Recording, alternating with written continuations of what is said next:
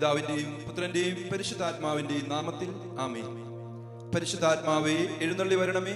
അങ്ങയുടെ വത്സല മണവാട്ടിയായ പരിശുദ്ധ കന്യകാമറിയത്തിന്റെ വിമല ഹൃദയത്തിന്റെ ശക്തമായ മധ്യസ്ഥതയാൽ എഴുന്നള്ളി വരണമേ.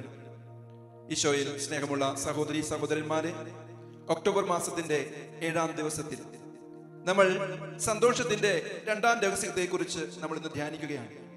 അതായത് പരിശുദ്ധ അമ്മ തന്റെ ചാർച്ചക്കാരിയായ എലിസബത്തിനെ സന്ദർശിക്കാനായിട്ട് പോകുന്നു. നമ്മൾ ഇന്നലെ കാണുകയുണ്ടായി, യഥാർത്ഥത്തില് പരിശുദ്ധ അമ്മയെ സംബന്ധിച്ചിടത്തോളം ഇതൊരു സന്തോഷത്തിന്റെ രഹസ്യമായിരുന്നു.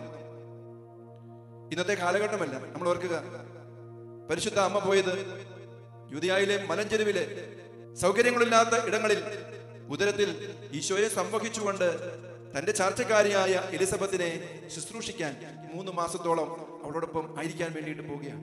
പരിശുദ്ധ അമ്മ പോയത് ഈശോയ്ക്ക് വഴിയൊരുക്കാനായിട്ട് ദൈവം അയച്ച സ്നാപക യോഹന്നാൻ, ആ സ്നാപക യോഹന്നാന്റെ അമ്മയായ എലിസബത്തിനെ രണ്ടുപേരും കണ്ടുമുട്ടുന്ന ആ മനോഹരമായ കാഴ്ച അവിടെ ലൂക്കായുടെ സുവിശേഷത്തില് 1-ാം അധ്യായം 42-ാം തിരുവചനം നമ്മൾ വായിക്കുന്നുണ്ട്. മറിയത്തിനെ കണ്ടപ്പോൾ എലിസബത്ത് ഇപ്രകാരം പറഞ്ഞുകൊണ്ട് പരിശുദ്ധ അമ്മയെ സ്വീകരിക്കുകയാണ്. സ്ത്രീകളിൽ നീ അനുഗ്രഹീതയാണ്, നിന്റെ ഉദരഫലം അനുഗ്രഹീതം. കാരണം ഈശോ ലോകത്തിലേക്ക് കടന്നു വരാനായിട്ട് ദൈവമായ കർത്താവ് ഉത്ഭവ പാപത്തിൽ നിന്നും പ്രത്യേകമായി മാറ്റി നിർത്തിയവൾ പരിശുദ്ധ കന്യകാമറിയം. ആ പരിശുദ്ധ അമ്മയുടെ ഉദരത്തിൽ ഈശോ ഉണ്ട് എന്നും ആ ഈശോയാണ് യഥാർത്ഥത്തിൽ ഈ എലിസബത്തിനെ സന്ദർശിക്കാൻ അമ്മയോടൊപ്പം എത്തിയിരിക്കുന്നതുമെന്നും എലിസബത്ത് തിരിച്ചറിയുകയാണ്. അപ്പോൾ എലിസബത്ത് പറയുകയാണ്, അമ്മയുടെ അഭിവാദന സ്വരം കേട്ടപ്പോൾ എലിസബത്തിന്റെ ഉദരത്തിൽ ശിശു കുതിച്ചു ചാടി. അപ്പോൾ ഈശോയ്ക്ക് വഴിയൊരുക്കാനായിട്ട് വന്ന സ്നാപക യോഹന്നാൻ ആ ഈശോയുടെ സാമീപ്യം തിരിച്ചറിയുകയാണ്. പരിശുദ്ധാത്മാവ് നിറഞ്ഞ പരിശുദ്ധ അമ്മ എലീശോയെ സന്ദർശിക്കാനായിട്ട് ചെന്നപ്പോ എലീശോയും പരിശുദ്ധാത്മാവിനാൽ നിറഞ്ഞ് വലിയ അഭിഷേകത്തിന്റെ നിറവിൽ വലിയ സന്തോഷത്തിലേക്ക് കടക്കുകയാണ്. പ്രിയമുള്ളവരെ, ഈ സംഭവങ്ങളൊക്കെ നമ്മൾ ധ്യാനിക്കുമ്പോൾ നമ്മൾ തിരിച്ചറിയണം, ഇത് നമ്മുടെ രക്ഷയ്ക്ക് വേണ്ടിയിട്ട് കൂടിയിട്ടുള്ള ദൈവത്തിന്റെ ഇടപെടൽ. നമുക്കിത് വെളിപ്പെടുത്തി തരുന്ന വലിയ സത്യമുണ്ട്. എന്റെയും നിന്റെയും രക്ഷയ്ക്ക് വേണ്ടിയിട്ടാണ് ഈ പരിശുദ്ധ അമ്മ തന്റെ പുത്രനായ ഈശോയെ ഉദരത്തിൽ സംവഹിച്ചുകൊണ്ട് ഈശോയ്ക്ക് വഴിയൊരുക്കാനായിട്ട് വന്ന സ്നാപക യോഹന്നാന്റെ അമ്മയായ എലിസബത്തിനെ സന്ദർശിക്കാനും ശുശ്രൂഷ ചെയ്യാനും കടന്നു ചെല്ലുന്നത്. പരിശുദ്ധാത്മാവ് നിറഞ്ഞ വ്യക്തികൾ അവരൊരിക്കലും നിശബ്ദരായിട്ട് ഇരിക്കാറില്ല. അവർ പ്രവർത്തന നിരതരാണ്.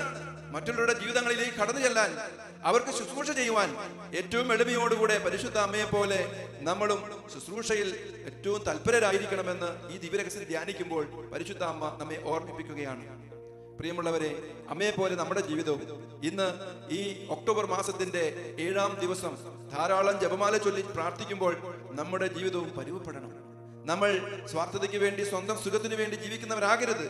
എന്നെയും നിന്നെയും ദൈവം സൃഷ്ടിച്ചിരിക്കുന്നത് മറ്റുള്ളവരുടെ രക്ഷ കൂടി നമ്മളിലൂടെ സാധ്യതമാകാൻ വേണ്ടിയിട്ടാണ്. അതിനാദ്യമായി നീ ദൈവത്തിന്റെ സ്വരത്തിന് കാതോർക്കണം. ദൈവത്തിന്റെ ആത്മാവിനാൽ നിറയണം. ഈ ആത്മാവിനാൽ നിറഞ്ഞുകൊണ്ട് നീ ജീവിക്കുന്ന സാഹചര്യങ്ങളിൽ കർത്താവിനെ മറ്റുള്ളവർക്ക് കൊടുക്കാൻ, കർത്താവിന്റെ സന്തോഷം മറ്റുള്ളവർക്ക് പകർന്നു കൊടുക്കുവാൻ, അങ്ങനെ രക്ഷയുടെ അനുഭവം പങ്കുവെക്കുവാൻ പരിശുദ്ധ അമ്മ ഇന്ന് നമ്മോട് ആവശ്യപ്പെടുകയാണ്. നമ്മളെക്കുറിച്ചും ദൈവം ഇപ്രകാരം പറയട്ടെ, നീ അനുഗ്രഹീതനാണ്, നീ അനുഗ്രഹീതനാണ്. നീ ദൈവത്തിന്റെ സ്വരം കേട്ട് അതിന് നീ അതേ എന്ന് ഉത്തരം കൊടുക്കുമ്പോൾ, ആ ദൈവത്തിന്റെ സ്വരത്തിന് കാതോർത്തുകൊണ്ട് നിന്റെ ജീവിതത്തെ നീ ദൈവഹിതത്തോട് ചേർത്ത് വെക്കുമ്പോൾ നീയും അനുഗ്രഹീതനും അനുഗ്രഹീതയുമാണ്. നമുക്ക് ഇപ്രകാരം പ്രാർത്ഥിക്കാം അമ്മയോട് ചേർന്നുകൊണ്ട്. ദൈവകൃപ നിറഞ്ഞ മറിയമേ സ്വസ്തി, കർത്താവ് അങ്ങയോടുകൂടെ സ്ത്രീകളിൽ അങ്ങ് അനുഗ്രഹിക്കപ്പെട്ടവളാകുന്നു. അങ്ങയുടെ ഉദരത്തിൻ ഫലമായ ഈശോ അനുഗ്രഹിക്കപ്പെട്ടവനാകുന്നു. പരിശുദ്ധ മറിയമേ, തമ്പുരാന്റെ അമ്മേ, പാപികളായ ഞങ്ങൾക്ക് വേണ്ടി ഇപ്പോഴും ഞങ്ങളുടെ മരണസമയത്തും തമ്പുരാനോട് അപേക്ഷിച്ചു കൊള്ളണമേ. ആമേൻ.